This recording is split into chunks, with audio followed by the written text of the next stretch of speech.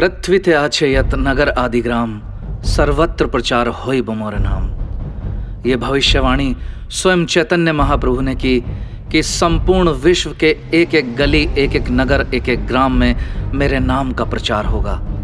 और इस भविष्यवाणी को पूरा करने के लिए अनेक साधु संतों और सन्यासियों ने अपना संपूर्ण जीवन लगा दिया, किंतु इस प्रचार को संपूर्ण विश्व में फैलाने का सौभाग्य कुछ ही लोगों को प्राप्त हुआ, जिनमें से पहले हैं भक्ति वेदांत स्वामी श्रील प्रभुपाद, और फिर उन्हीं की परंपरा में उनके कृपा पात्र कुछ एक शिष्य, और उन्हीं शिष्यों में से एक हैं परम पूज्य लोकनाथ स्वामी महाराज, जिन्होंने अपने गुरु के आदेश का पालन करते हुए अपने संपूर्ण जीवन को पूर्ण निष्ठा के साथ समर्पित कर दिया और अपनी एक एक सांस को विश्व कल्याण के लिए लगा दिया।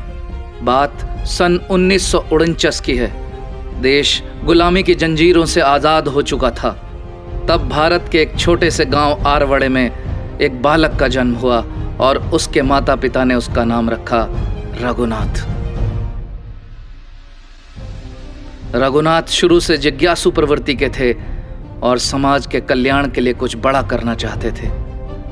रघुनाथ जब 21 वर्ष के हुए तो पढ़ाई के लिए मुंबई आ गए। वहीं सन 1971 में मुंबई के क्रॉस मैदान में हो रहे हरे कृष्ण फेस्टिवल में रघुनाथ ने पहली बार श्रील प्रभुपाद को उनके बहुत सारे विदेशी शिष्यों के साथ देखा, जो हरे कृष्ण महामंत्र के दिव्य कीर्तन को करते हुए आनंद में डूबे हुए थे। ये दृश्य इतना कौतूहल पैदा करने वाला था कि इतिहास में पहली बार किसी भारतीय सन्यासी के विदेशी शिष्य भारत की इस भूमि पर यहाँ की वैदिक संस्कृति को धारण किए हुए हरे कृष्ण का कीर्तन कर रहे थे, और हजारों की तादाद में वहाँ उपस्थित भारतीय स्त्री, पुरुष, बच्चे, वृद्ध और सभी बड़े आश्चर्य से उन सभी को देख रहे थे।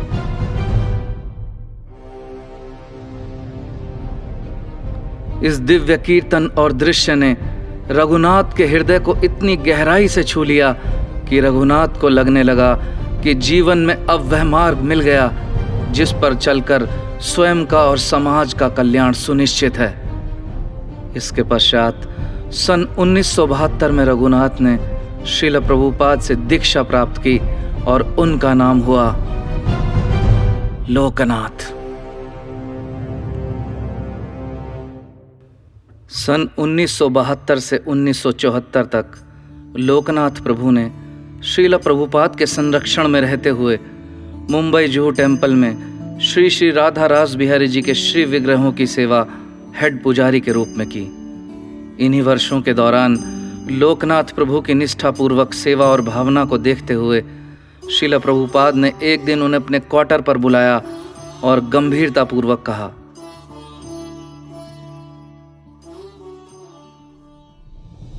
बहुत हद तक संभावनाएं हैं कि विरोधी इसे अंग्रेजों का आंदोलन कहकर उनके विदेशी शिष्यों को बाहर का रास्ता दिखा सकते हैं। अतः मुझे तुम्हारे जैसे ही गंभीर भक्तों की आवश्यकता है, जबकि वास्तव में यह आंदोलन तो चैतन्य महाप्रभु का है। इसका किसी भी जाति, समुदाय या किसी व्यक्ति विशेष अथवा देश से कोई संबंध नहीं, चूंकि यह तो आत्मा के परमात्मा से मिलन का आंदोलन है। प्रभुपाद के इन शब्दों ने लोकनाथ प्रभु को एक बहुत बड़ी जिम्मेदारी का एहसास कराया, और अब समाज में कृष्ण भावनामृत आंदोलन का और अधिक गंभीरतापूर्वक प्रचार करने के उद्देश्य से उन्होंने मात्र 3 वर्ष के उपरांत ही सन 1975 में संन्यास दीक्षा ले ली, और अब वो लोकनाथ प्रभु से हो गए परम पूज्य लोकनाथ स्वामी महाराज।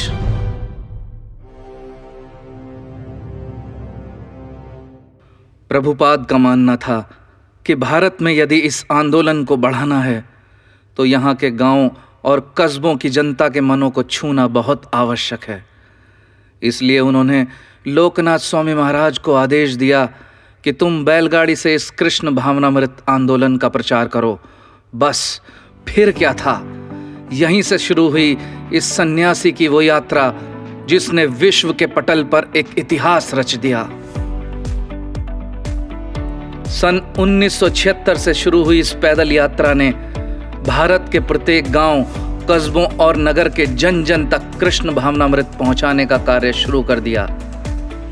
अब लोग हरे कृष्ण का कीर्तन करते, नृत्य करते, सुबह शाम भगवत कथाओं का रसास्वादन करने लगे, भगवान का प्रसाद पाते और उनका दर्शन करते। ये सब उनके लिए बिल्कुल नया एहसास था। उनके अंदर भक्ति का उन्माद बढ़ने लगा। वे अब इस आंदोलन का हिस्सा बनने लगे और अपने जीवन को कृष्ण भावनामृत के अनुकूल बनाने लगे।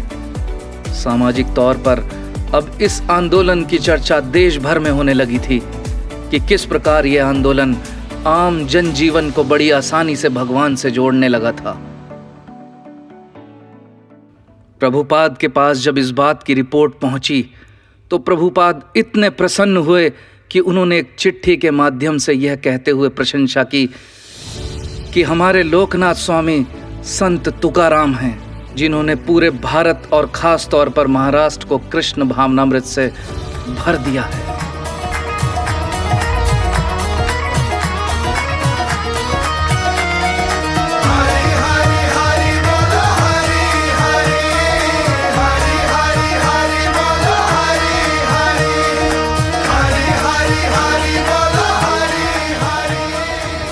सन 1984 से 1986 में भगवान चैतन्य महाप्रभु की 500वीं वर्षगांठ के उपलक्ष्य में मायापुर में लोकनाथ स्वामी महाराज के नेतृत्व में एक बड़े स्तर पर भव्य और दिव्य पदयात्रा कार्यक्रम का आयोजन किया गया, जिसमें देश विदेश के अनेकों हजारों भक्तों ने भाग लिया। इतिहास के पन्नों में स्वर्णिम अक्षरों में लिखे जाने वाली इस पदयात्रा गाथा और भारत भूमि पर कृष्ण भावनामृत रूपी धर्म ध्वजा को लहराने के उपरांत लोकनाथ स्वामी महाराज ने पाश्चात्य देशों में इस ध्वजा को फहराने की योजना बनाई। उनका सोचना था कि भारत की भूमि पर जन्म लेना तो सौभाग्य की बात है, किंतु उन पाश्चात्य देशों के जीवों का क्या, जिनके पास न तो आध्यात्मिक जीवन की कोई परिकल्पना है और न ही जन्म मृत्यु के चक्कर से बाहर निकलने का कोई रास्ता।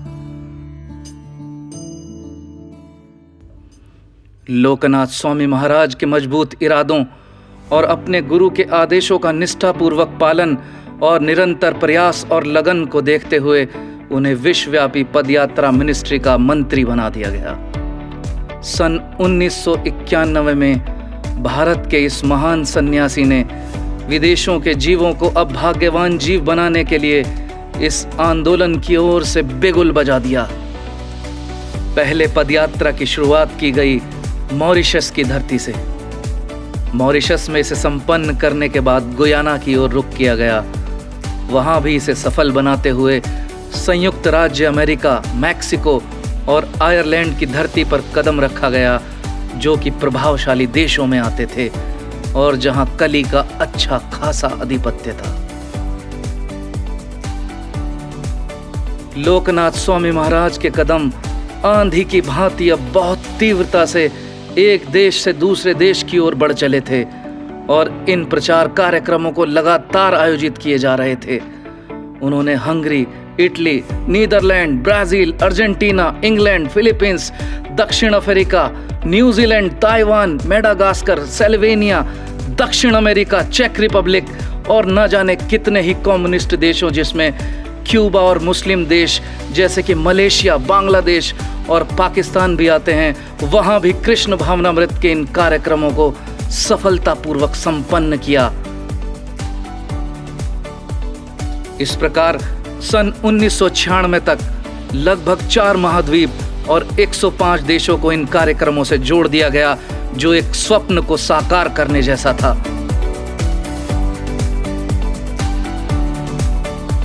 इस सपने को साकार करने के लिए लोकनाथ स्वामी महाराज ने बिना रुके, बिना थके अनेकों देशों की यात्राएं अनेकानेक बार की, ताकि वो भगवान चैतन्य महाप्रभु की भविष्यवाणी और श्रील प्रभुपाद के आदेश को पूरा करने में अपना योगदान दे सकें।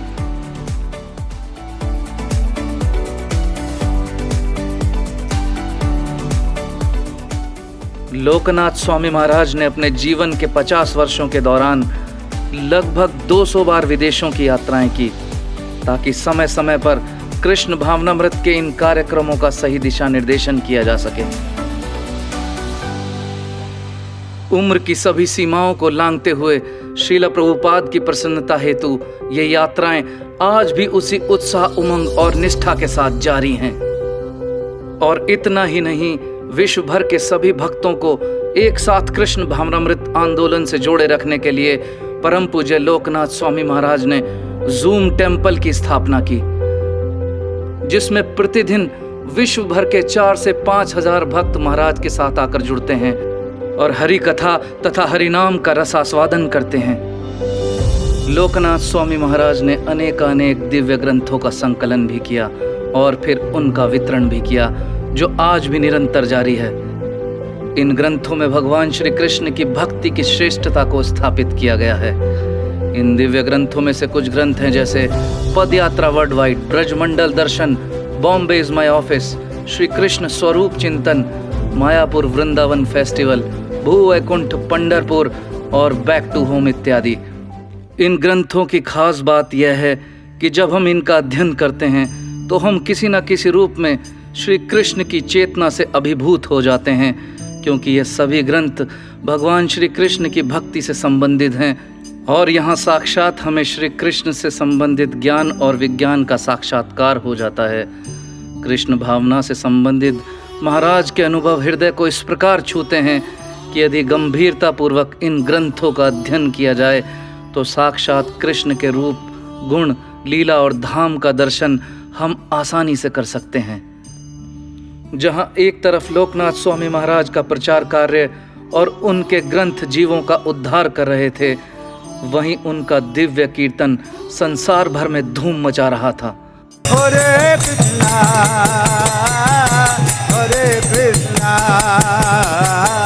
कृष्णा कृष्णा हरे हरे, हरे राम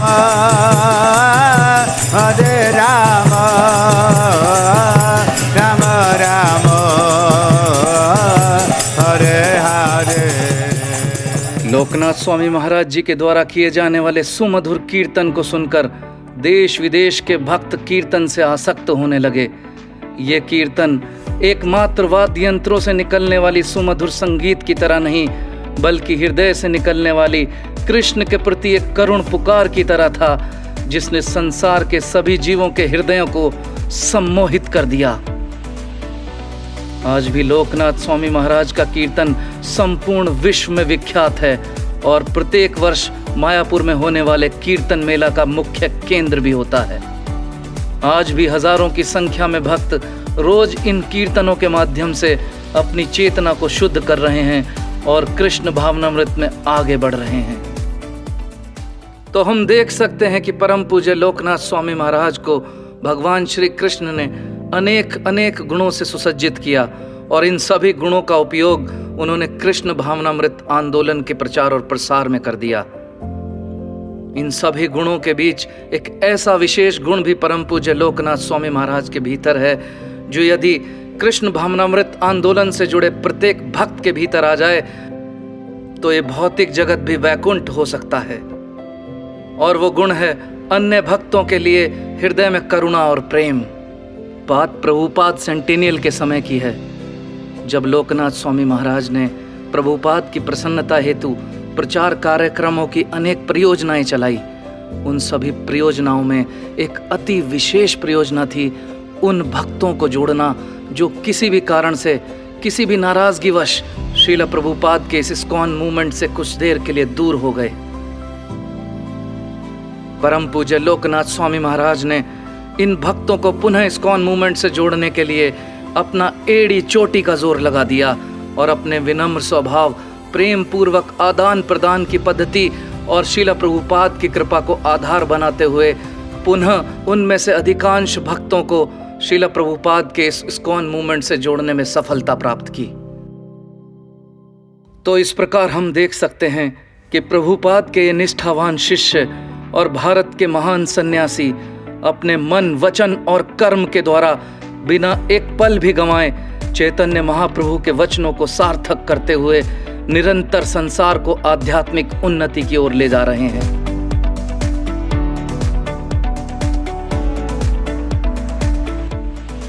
तो आइए आज लोकनाथ स्वामी महाराज की व्यास पूजा के उपलक्ष्य में उनके श्री चरणों में नमन करते हुए ये संकल्प लें कि हम भी अपनी पूर्ण समर्थता के साथ इस ऐतिहासिक कृष्ण भावनामृत आंदोलन को और अधिक व्यापक और प्रचंड बनाते हुए विश्व कल्याण में अपनी भूमिका निभाएंगे।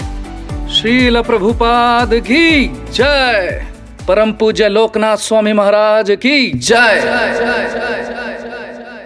हरे कृष्णा